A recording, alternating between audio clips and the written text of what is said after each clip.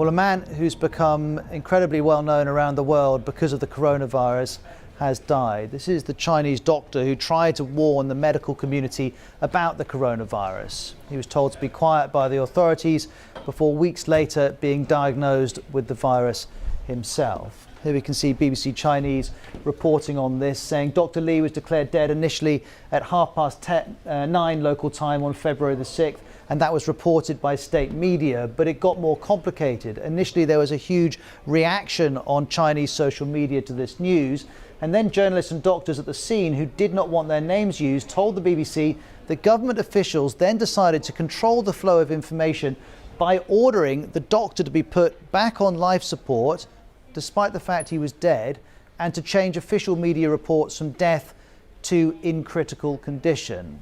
Well, that attempt to shut down the story has failed, and official Chinese media is now reporting the death of Dr. Li. And the background to this is that Dr. Li posted a warning on a group chat of medics in December. He said he'd seen 7 cases that he thought resembled the SARS virus that led to a global epidemic in 2003. Chinese police then accused him of making false statements, of severely disturbing the social order. He was then forced to sign a document in which the authorities said, "We solemnly warn you, if you keep being stubborn with such impertinence and continue this illegal activity, you will be brought to justice. Is that understood?"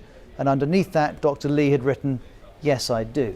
Even in January, officials in Wuhan, where the virus began, was insisting that only those who came in contact with infected animals could catch the virus. That wasn't true, and no accurate guidance was issued to protect doctors who'd been in contact with infected people. Then we were told Dr. Li had fallen ill, and finally on the 20th of January, China did declare an emergency connected to the virus. Go on to the end of January, and Dr. Li posted this picture with the words, "Finally diagnosed." He confirmed he had the virus. Well, the pictures of Dr. Li in his hospital bed are going to become among the defining images of this crisis, despite China's efforts to manage this story. Isabel Hilton is from China Dialogue. This is what China does.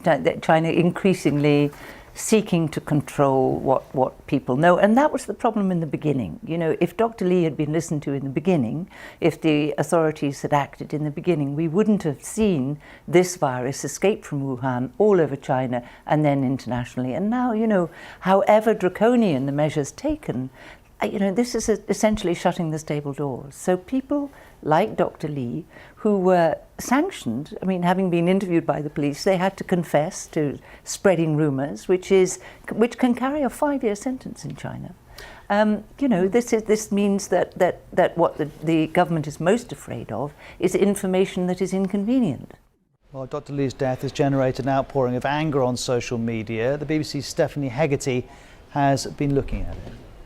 There is anger at the confusion all around this virus, not just about his story and what's happened to him, but that certain things may have been suppressed, that he was criticised for just doing his job, the message he sent to his colleagues was telling them to be safe, to wear protective clothing. And I think there was anger that he was reprimanded just for being a good, sensible doctor. Another thing I found striking following the story today is that a lot of the reports we've had from Chinese authorities have been that the people dying from this virus have been elderly people or people with respiratory problems, and here we have a middle-aged man, apparently in very good health before this virus, seemingly losing his life, and that kind of jolts you to the real risks that come with this virus. Yeah, he was in his early to mid-30s, it seems. So, and by all accounts, though we don't know, he didn't share that much about his health before he got sick. It seems that he was a healthy guy, so I guess that is what is worrying people as well. And we can only go by what Chinese authorities are telling us about who is dying from this virus. And I think that the death of someone so high profile and seemingly so young is definitely creating fear. Well, while Chinese people mourn Dr. Li, the virus continues to spread. There are now over 28,000 confirmed cases worldwide. 99% of those are in China, and 564 deaths have been confirmed. The World Health Organization is also telling us the virus is in these 24 countries around the world. The biggest number of cases outside of China currently are in Japan with 45 and also Singapore with 28. Another country which the virus has reached is the UK. A third case is being diagnosed. Well, on Tuesday, the UK government advised all British citizens to leave China. And today, the Chinese ambassador to the UK has responded, criticising that decision, saying it was disproportionate and sowed panic. We advise the British side to take the professional advice of WHO. And British side also agree with us. They said they will follow the words does not match with the deeds. Now, the World Health Organization's broad view is that it's not good to close borders. It argues that people will still travel, but they'll start lying about where they've come from, which makes the disease harder to manage. You will, though, hear experts, for instance, the one we're about to hear from in the UK, who are defending the British approach. Well, I think, quite frankly, it's a bit rich of the Chinese to turn around and say we're overreacting. This is the country that's now got 30,000 people probably that they have confirmed has this. There's probably a big clinical iceberg there where that 30,000 constitutes the tiny tip of that iceberg, and there might be as many as 100,000 people who are currently infected with it, and they've knocked up 2 new hospitals with 1,000 beds in each in about 2 weeks.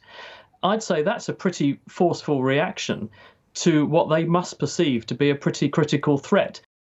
Well, China is now committing extraordinary resources to try and contain this virus. Let me show you some of the most recent pictures to come into the newsroom. First of all, this is in Hubei province, a place called Yijiang, and as you can see, disinfectant is being sprayed all over the streets in an effort to control the virus. Of course, these pictures are from Hong Kong. What you can see here in the road is an extraordinarily long queue. Thousands of people queuing around the block to try and buy surgical masks to protect themselves from the virus. Back to Wuhan, the city itself, and you can see the kind of kit that medical professionals are having to wear in order to treat patients in some of these new purpose-built hospitals that have been constructed in under 2 weeks. And then we have these extraordinary scenes too. They're being called fever camps in stadiums, gymnasiums and conference centres, which are being kitted out with thousands of beds, again, to look after people who have contracted this virus.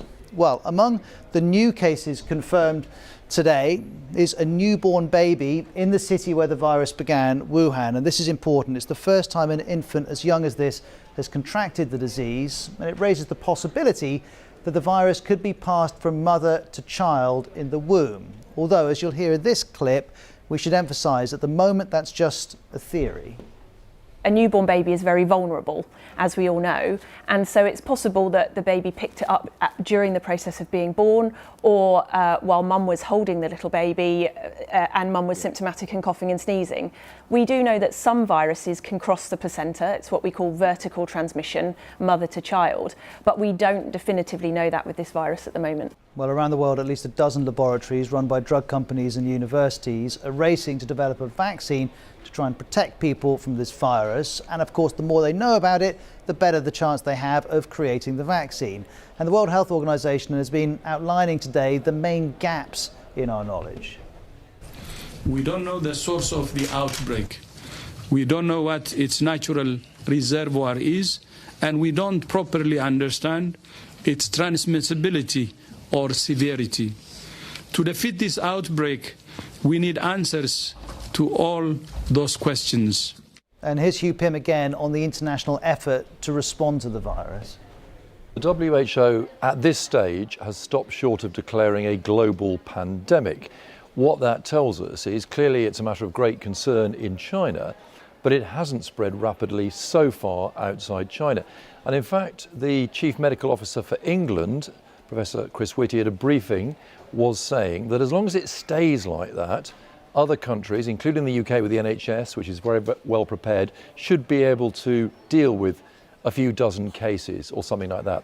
If it turns into a pandemic and spreads widely into a number of healthcare systems, maybe without adequate measures to contain it, that's when it becomes a problem for everybody because of the extent of global travel, more people coming in, and that'll put more pressure on health systems. We're not at that stage yet. It's very important to say that. I'm glad you brought up this phrase because I'm hearing it a lot. Will it be declared a global pandemic? Won't it be declared? Now, presumably it's not just about how we describe what's happening. If it's declared as such, that then triggers certain responses. Is that how it works? Yes, it's moving from an epidemic in China to a pandemic, which has a technical definition for medical authorities, which says it is spreading rapidly and in some senses out of control across a number of different countries. If you're new here, consider subscribing so that you won't miss other interesting videos like this. Like this video and share it with your friends on social media.